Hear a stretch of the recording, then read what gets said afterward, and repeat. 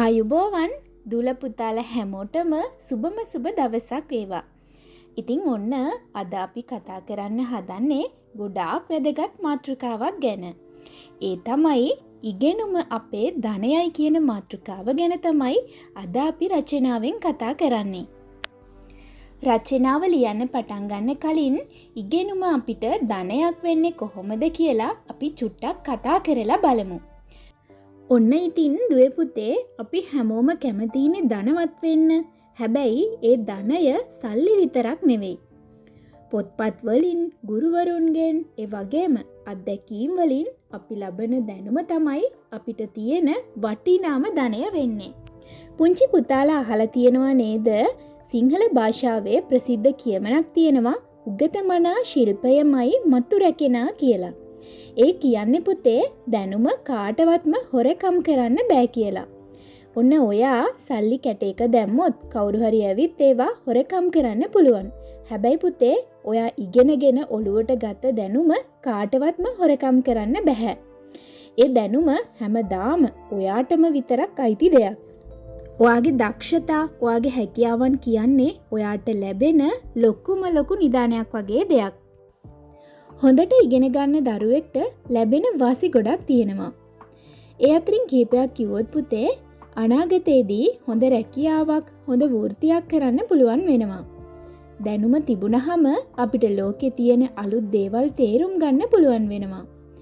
අපේ ජීවිතේට නිවැරදි තීරණ ගන්නත් පුළුවන් වෙනවා. ඒ වගේම හොඳට ඉගෙන ගත්තහම අපිට අපේ රටට, සමාජයට වටින පුද්ගලයෙක් වෙන්නත් පුළුවන්. ඒ විතරක් නෙවෙයි පුතේ. ඔයා තුල තියෙන ආත්ම විශ්වාසය වැඩි කරගන්නත් ඉගෙනීම උදව් වෙනවා. ආත්ම විශ්වාසය කියලා කිව්වේ ඔයාට බයක් නැතුව ලොකු අභියෝග ජය ගන්න, ඒ වගේම අලුත් දේවල් කරන්න තියෙන ශක්තියට තමයි ආත්ම විශ්වාසය කියන්නේ. ඉතින් ඒ ආත්ම විශ්වාසය වැඩි කරගන්නත් අපිට ඉගෙනීම ගොඩාක් උදව් කරනවා. මම මේ කිව්වේ ඉගෙනීමෙන් ලැබෙන වාසි කිහිපයක් විතරයි. මේ වගේ වාසි ගොඩක් ඉගෙනීම තුලින් අපේ ජීවිතයට ලබා ගන්න පුළුවන්. ඒ වගේම චුටි දුවේ පුතේ ඉගෙනීම කියන්නේ හරියට අහස උසට යන ඉනිමගක් වගේ. ඒ ඉනිමග නගින්න නම් ඔයා හැමදාම වෙහෙස මහන්සි වෙන්න ඕනේ. ඔයාගේ දැනුම තමයි ඔයාට මේ ලෝකය ජය ගන්න ලැබෙන විශේෂම බලය. ඉතින් එහෙමනම් චුටි දුවේ පුතේ ඔයාලා පාසලට ඇවිත් වැඩ කරන හැම විනාඩියක්ම ඔයාලගේ අනාගතයට කරන ලොකුම ආයෝජනයක් කියලා හිතලා හැම වෙලාවෙම උනන්දුවෙන් ඉගෙන ගන්න හිතට ගන්න. මම හිතනවා දැන් මගේ චුටි දුල පුතාලට තේරෙනවා ඇති ඉගෙනීම ධනයක් විදිහට සලකන්න හේතුව මොකද්ද කියලා. එහෙමනම් අපි දැන් අපේ මාතෘකාවට අනුව වාක්‍ය ටික ලියන්න පටන් ගනිමු. ඔන්න චුටි දුවේ පුතේ පළවෙනි වාක්‍යයට මම මෙන්න මෙහෙම වාක්‍යයක් ලියන්න හිතුවා. ඉගෙනුම අපගේ හොඳම මිතුරා බඳුය. ඔන්න ඉතින් මේ තමයි අපේ රචනාවේ පළවෙනි වාක්‍ය. මම පුංචි දුල පුතාලගෙන් ප්‍රශ්නයක් අහන්නම්. ඔයාගේ ජීවිතේ හොඳම යාළුවා කවුද? ඉතින් ඔන්න අපි හැමදාම අපිත් එක්ක ඉන්න, අපිව වැරදි මාර්ගවලට යවන්නේ නැති අපිට උදව් කරන කෙනා තමයි පුතේ හොඳම යාළුවා කරගන්න ඕනේ. අධ්‍යාපනයත් හරියට අන්න ඒ වගේ. අපි ඉගෙන ගන්න හැමදේම අපිට හොඳ දේවල් විතරක් උගන්වනවා. අපි වැටෙන හැම වෙලාවකම අපේ දැනුම අපට හයියක් වෙනවා. ඒ නිසා අධ්‍යාපනය කියන්නේ කවදාවත් අපෙන් ඈත් වෙන්නේ නැති ජීවිතේ දියුණු කරන්න උදව් කරන හොඳම යාළුවා වගේ දෙයක්. ඉතින් ඒ හින්දා මම හිතුවා මෙන්න මේ වගේ අදහසක් අපේ වාක්‍ය රචනාවේ පළවෙනි වාක්‍ය විදිහට ලියන්න. ඊළඟට ඔන්න පුතේ මම දෙවනි වාක්‍ය මෙන්න මේ විදිහට ලිව්වා. අපි පොතපතින් මෙන්ම අත්දැකීමෙන්ද විවිධ දේ උගනිමු. අපි පාසලේදී පොත්පත් වලින් න්‍යායාත්මක දැනුම ලබා ගන්නවා. ඒ වගේම සමාජයේදී අත්දැකීම් වලින් අපිට ප්‍රායෝගික දැනුම, ඒ වගේම වැඩ කරන ආකාරය ඉගෙන ගන්න ලැබෙනවා. ඉතින් පුතේ මේ දෙකම එකට එකතු වුණාම තමයි අපිට හොඳම සහ සම්පූර්ණ අවබෝධය ලැබෙන්නේ. ඔන්න ඉතින් මේ අදහස තමයි අපි දෙවෙනි වාක්‍යයෙන් ලිව්වේ. ඔන්න මේ අපේ 3 වෙනි වාක්‍ය. සොර සතුරන්ට පවා ගත නොහැකි ඉගෙනුම අප සතු පරම ධනයයි. අපි මේ වාක්‍ය ලියන්න ගත්ත අදහසත් ටිකක් පැහැදිලි කරගෙන බලමු. ඔන්න පුතේ අපේ අම්මා තාත්තා ගෙනත් දෙන සෙල්ලම් බඩු, සල්ලි ඒ වගේම වෙනත් වටින දේවල් කෙනෙකුට හොරකම් කරන්න පුළුවන්. හැබැයි පුතේ ඔයා ඉස්කෝලේදී ගුරුවරුන්ගෙන් පොත්පත් වලින් අත්දැකීම් වලින් ඉගෙන ගන්න දැනුම කාටවත්ම හොරකම් කරන්න බෑ.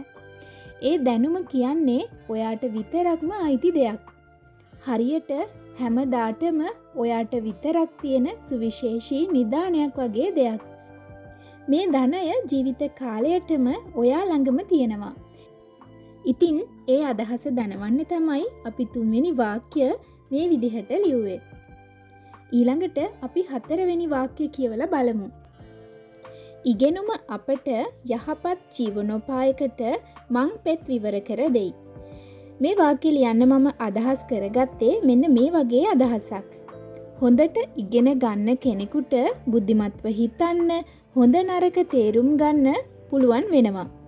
ඉතින් පුතේ අපි ඉගෙන ගන්න හැම දෙයක්ම අපිට බුද්ධිමත් වෙන්න උදව් කරනවා. ඒ බුද්ධිමත්කම නිසා අපිට හැම වෙලාවෙම හරි දේ තෝරාගන්න, හොඳ තීරණ ගන්න පුළුවන් වෙනවා. එතකොට පුතේ අපිට පුළුවන් වෙනවා හැම වෙලාවෙම අපේ ජීවිතේට හොඳ දේවල් විතරක් එකතු කරගෙන හොඳ ජීවිතයක් ගත කරන්න මඟ සලස ගන්න. ඉතින් මේ අදහස කියන්න තමයි අපි 4 වෙනි වාක්‍ය ලිව්වේ. අපි එහෙමනම් අපේ වාක්‍ය රචනාවේ අන්තිම වාක්‍ය කියවලා බලමු. මන අධ්‍යාපනයක් ලැබීමෙන් අපගේ අනාගතය දීප්තිමත් වනු ඇත. දීප්තිමත් කියන්නේ ආලෝකමත් කියන එක. හොඳට ඉගෙන ගන්න දරුවෙකුට හොඳ රැකියාවක්, සතුටින් පිරි ජීවිතයක් ලැබෙනවා. ඒ කියන්නේ පුතේ ඉගෙනීම කියන්නේ අපේ අනාගතයට තියෙන එලිපාර වගේ දෙයක්. අපි අද හොඳට පාඩම් කළොත් ඒ දැනුම නිසා අපේ හෙට දවස තරුවක් වගේ බැබලේවි.